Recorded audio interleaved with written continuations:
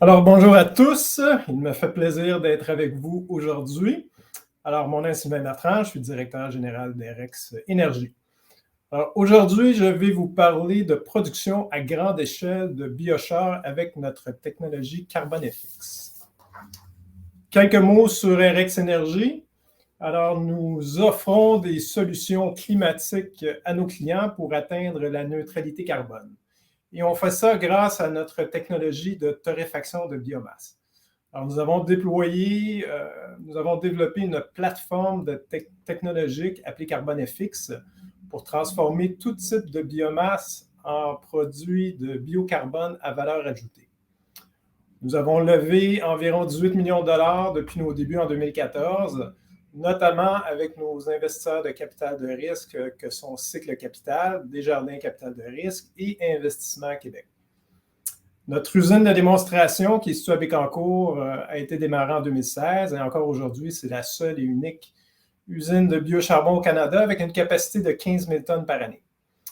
Et nous déployons actuellement plusieurs usines pour 2022, donc une usine de granules torréfiés aux États-Unis pour un client américain qui prend déjà toute la production de l'usine de Bécancour, une usine au sud-est asiatique pour alimenter nos clients au Japon, et notre usine de biochar que nous voulons implanter au Québec en 2022.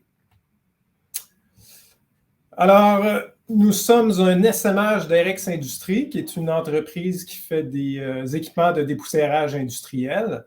Airex Industrie a démarré la recherche et développement sur la technologie en 2010. Donc, vous voyez en bas à gauche le premier prototype qui était un petit équipement de 10 kg à l'heure.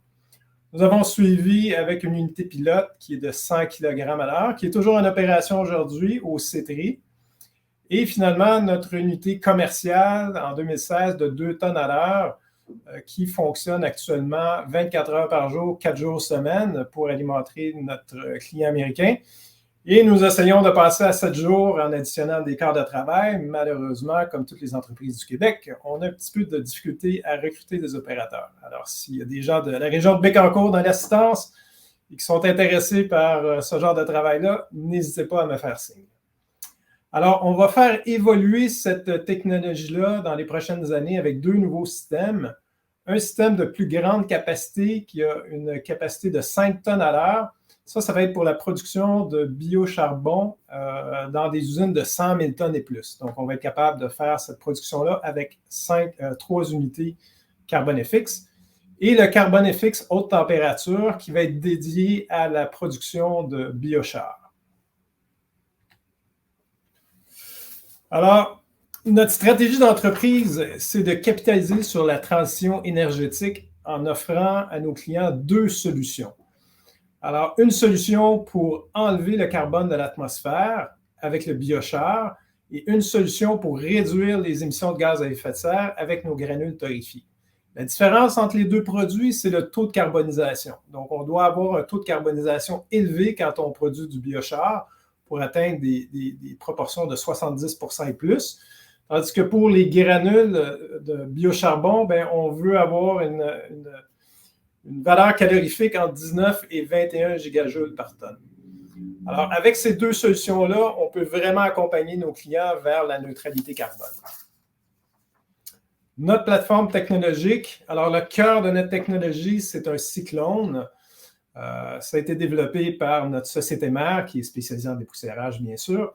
Alors, c'est une technologie qui est vraiment simple, donc il n'y a pas de pièces en mouvement, qui est très fiable, qui est très sécuritaire parce qu'à tout moment, on a très peu de biomasse dans le réacteur et qui est vraiment compétitif, qui est vraiment au niveau des coûts, va se démarquer parce que c'est très facile à fabriquer. L'échange de chaleur se fait très rapidement dans le réacteur, donc on utilise les gaz de combustion provenant d'une chambre de combustion pour faire la torréfaction de la biomasse dans un environnement qui est extrêmement turbulent. Donc, on vient carboniser rapidement la biomasse. Le système dans son ensemble, donc, on alimente à droite, on passe d'abord dans un broyeur pour uniformiser la taille des particules. On fait ensuite un convoyage pneumatique avec de la chaleur qui sert à la fois de transport et de séchage. C'est une façon très efficace de sécher la biomasse comparée au four rotatif ou au four à bande. Ensuite, on s'en va dans une chambre de conditionnement où on vient chauffer la biomasse de façon indirecte avec des vis. Et par la suite, on fait du convoyage pneumatique directement avec des gaz chauds dans les réacteurs cycloniques. Donc, dans les boîtes que vous avez à gauche, vous avez 4 réacteurs cycloniques, donc 8 au total. La biomasse va sortir au bas des cyclones. On va la refroidir à travers des vis. Et ensuite, on va la densifier si on fait des granules ou on va la laisser sous forme poudreuse si on fait le biochar. On récupère les gaz de torréfaction au-dessus des cyclones et on envoie ces gaz-là dans la chambre de combustion, ce qui va permettre de générer la chaleur pour le procédé. Donc, une fois que le procédé est démarré, on n'a plus besoin d'ajouter de chaleur, le système est en équilibre. Et on récupère la chaleur avant de l'envoyer à la cheminée au travers d'un échangeur de chaleur qui donne l'énergie pour le pré-séchage. Quelques photos de l'usine. Donc, à gauche, la partie cylindrique, vous avez la chambre de combustion. On vient brûler les gaz de torréfaction. Au-dessus, c'est la chambre de conditionnement. On vient finir le séchage de la biomasse. Et à gauche, c'est l'échangeur de chaleur pour le système de pré-séchage. Au centre, vous avez les 2 cubes gris qui sont les réacteurs. Donc, à l'intérieur, on a les 8 réacteurs avec les vis d'extraction où on vient refroidir le biocharbon. Et à droite, vous avez les silos de matières premières et la granuleuse lorsqu'on fait des granules. Alors, l'avantage de notre technologie, c'est qu'on peut carboniser tout type de biomasse, que ce soit de la biomasse agricole ou de la biomasse forestière. On obtient un produit qui est très homogène, étant donné la grande turbulence dans notre réacteur. Toutes les particules sont carbonisées au même niveau. C'est un système qui est très compétitif au niveau coût parce qu'on n'a pas de vaisseau sous pression, on n'utilise pas de vapeur, on n'a pas de chaudière à biomasse, on n'a pas de séchoir rotatif, d'huile thermique ou de système de traitement des eaux. Et on a des coûts d'opération qui sont très, très bas. Donc, c'est un système qui est entièrement automatisé. On a un seul opérateur pour toute l'usine. Et on a un opérateur qui va être à l'extérieur de l'usine et qui va alimenter l'usine avec la matière première. Maintenant, la séquestration de carbone avec le biochar. Alors, le biochar est vraiment un produit très intéressant parce que c'est à la fois un moyen de séquestrer le carbone et c'est un amendement de sol. Donc, on va utiliser des résidus forestiers ou agricoles. Dans notre cas, on va commencer par des résidus forestiers et on va rechercher d'avoir la matière première à bas coût. Donc, notre usine, on va l'alimenter avec de l'écorce en majorité et avec de la suure.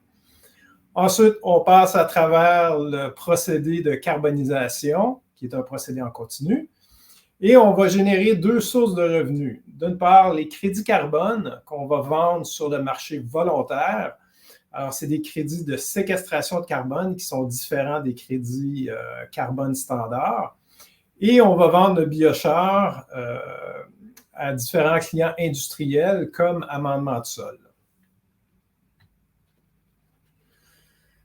Alors, il y a différentes solutions pour enlever du carbone de l'atmosphère. Les solutions dites naturelles comme la reforestation ou l'afforestation. Alors, c'est des méthodes qui génèrent des crédits de moins grande valeur parce qu'il y a toute une incertitude sur la pérennité de ces crédits-là. Parce qu'une forêt, ça peut être coupé, ça peut passer au feu. Donc, les entreprises qui achètent ces crédits-là recherchent des nouvelles solutions. Ensuite, il y a les solutions technologiques qui sont vraiment les solutions qui permettent d'extraire le carbone de l'atmosphère avec des gros ventilateurs. C'est des technologies émergentes qui ne sont pas prouvées et qui vont coûter des fortunes parce qu'il faut brasser des milliers de mètres cubes d'air pour extraire quelques ppm. Donc, la consommation énergétique de ces systèmes-là va être absolument faramineuse.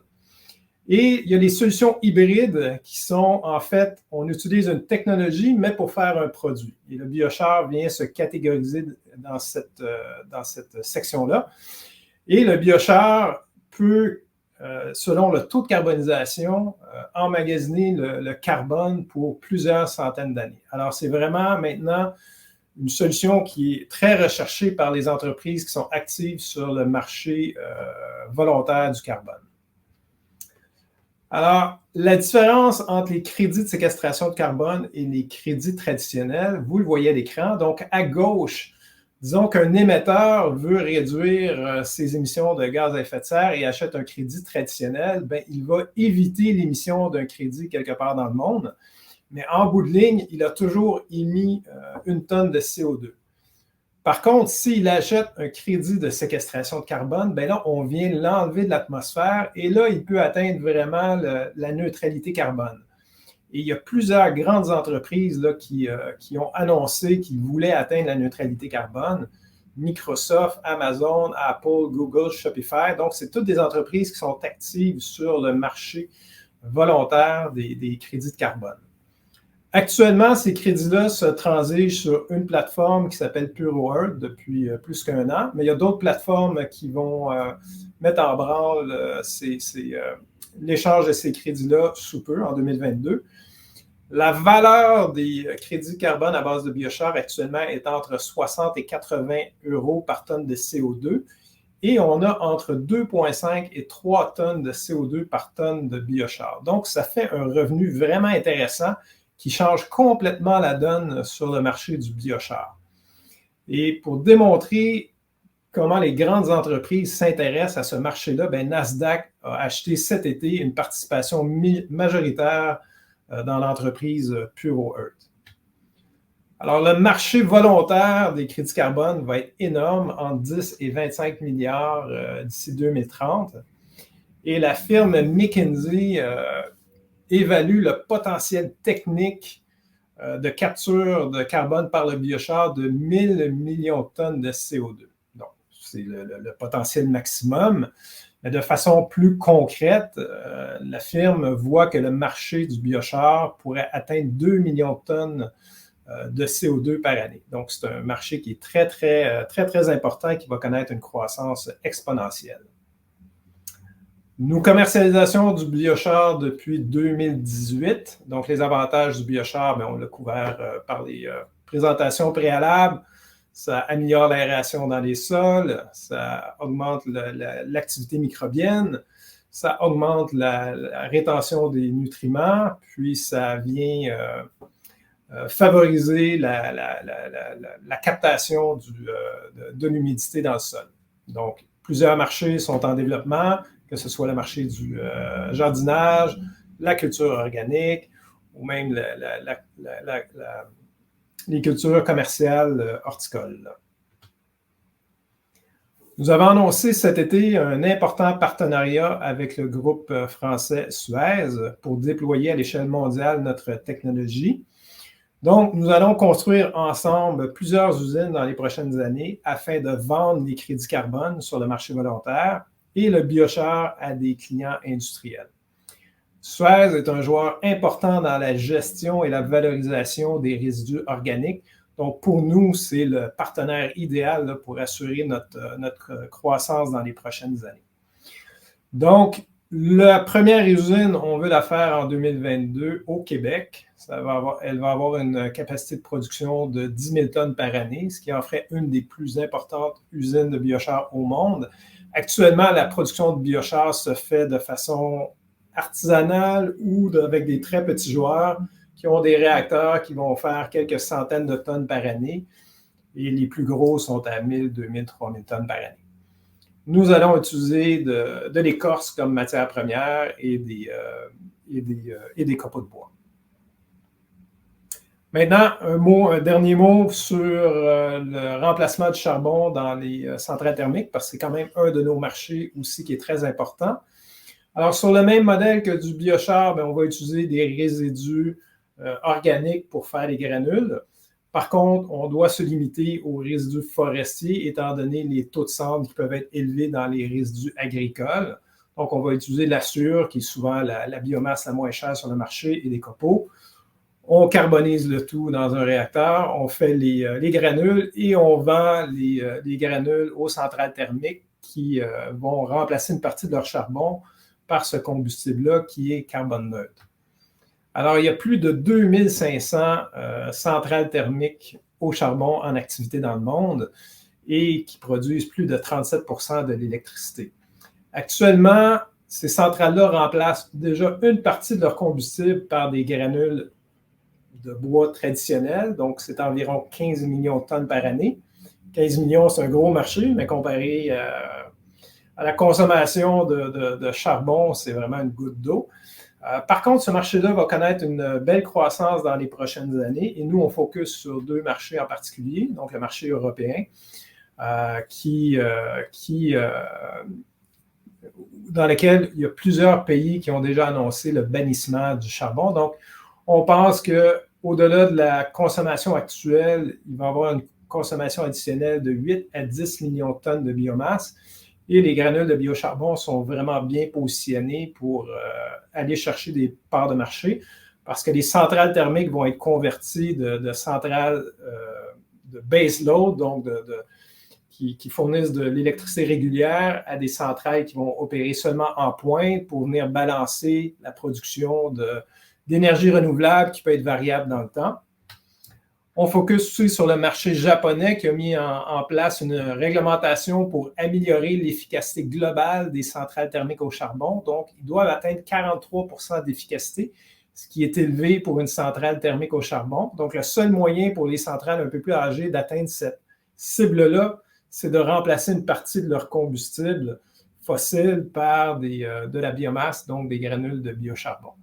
Alors, ça fait déjà 3 ans que nous travaillons à développer ce marché-là et nous allons avoir une première usine en Asie du Sud-Est pour les alimenter en 2022.